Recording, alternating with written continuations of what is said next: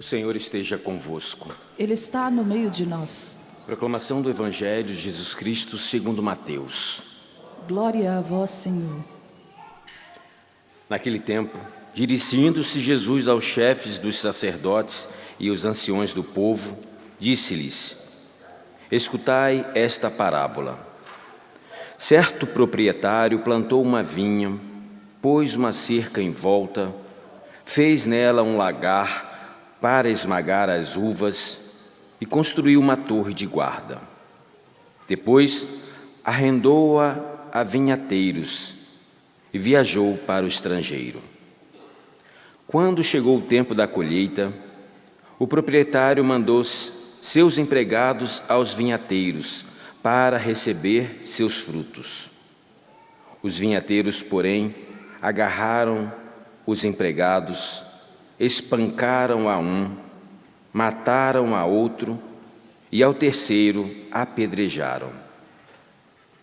O proprietário mandou de novo outros empregados em maior número do que os primeiros, mas eles os trataram da mesma forma.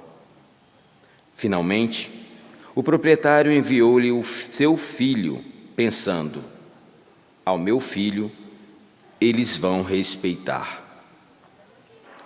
Os vinhateiros, porém, ao verem o filho, disseram entre si: Este é o herdeiro. Vinde, vamos matá-lo e tomar posse de sua herança. Então, agarraram o filho, jogaram-no para fora da vinha e o mataram. Pois bem, quando o dono da vinha voltar, que fará com esses vinhateiros? Os sumos sacerdotes e os anciões do povo responderam: Com certeza mandará matar de modo violento esses perversos e arrendará a vinha a outros vinhateiros, que lhe entregarão os frutos no tempo certo. Então Jesus lhe disse: Vós nunca lestes nas Escrituras: a pedra que os construtores rejeitaram tornou-se a pedra angular?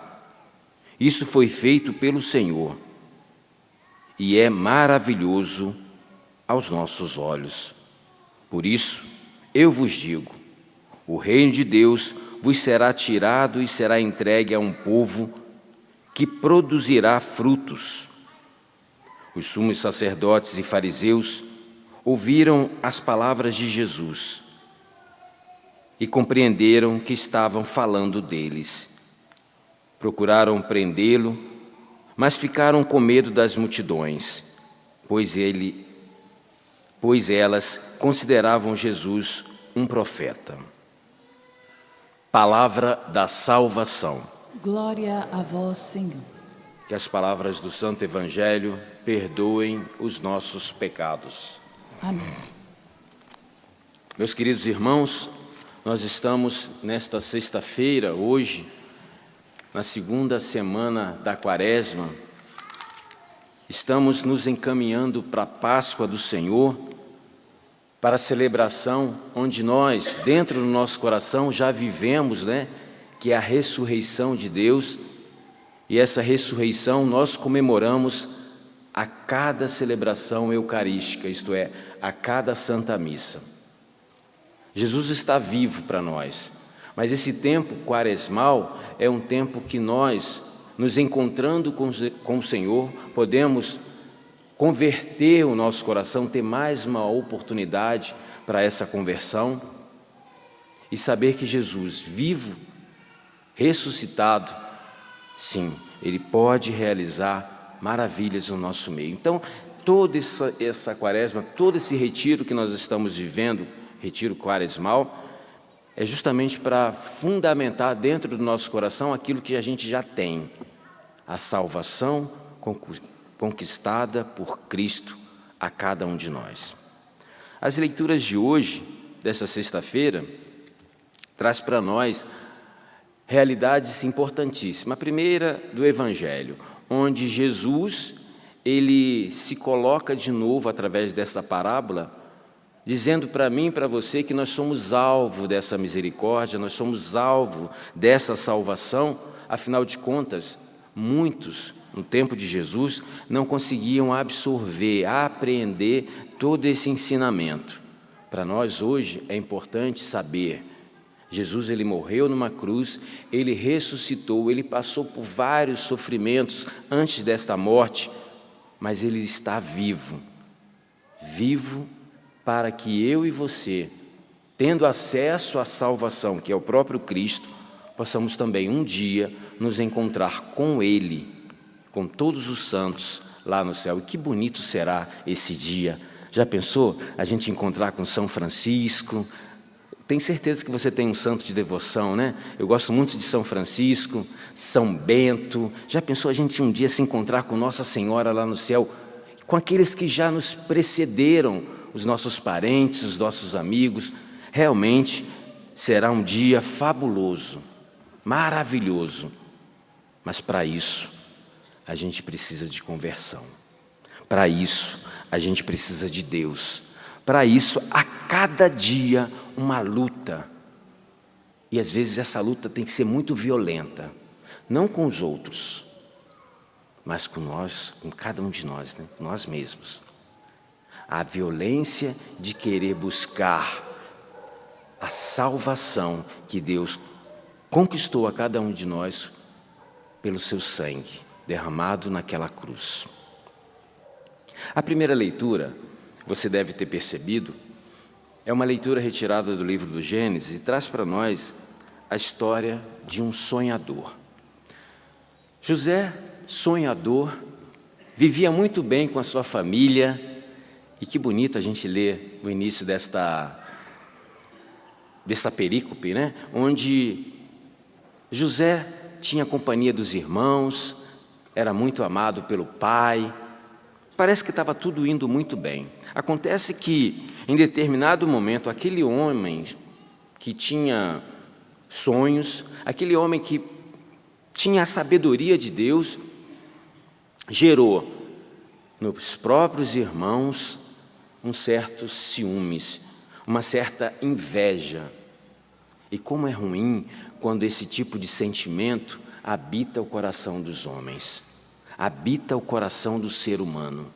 Ciúme, inveja, nem sempre aparecem nos confessionários, mas às vezes a gente consegue, em algumas realidades, perceber que ainda acontece, que não é apenas no tempo de José. José, então, ele é vendido pelos irmãos. Mas antes dessa venda acontecer, com certeza, ali dentro do coração daqueles irmãos, já era gerada a maldade.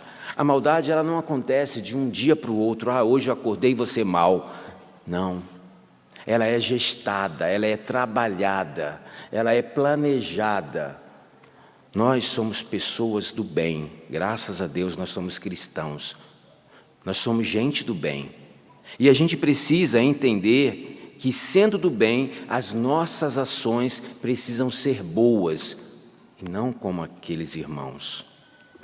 José, ele foi capturado pelos irmãos, ele foi levado a um determinado lugar, e eles queriam matá-lo. A providência de Deus, ela sempre vem diante daqueles que o temem. E por uma intervenção, foi jogado numa cisterna, foi vendido, foi levado para terras distantes.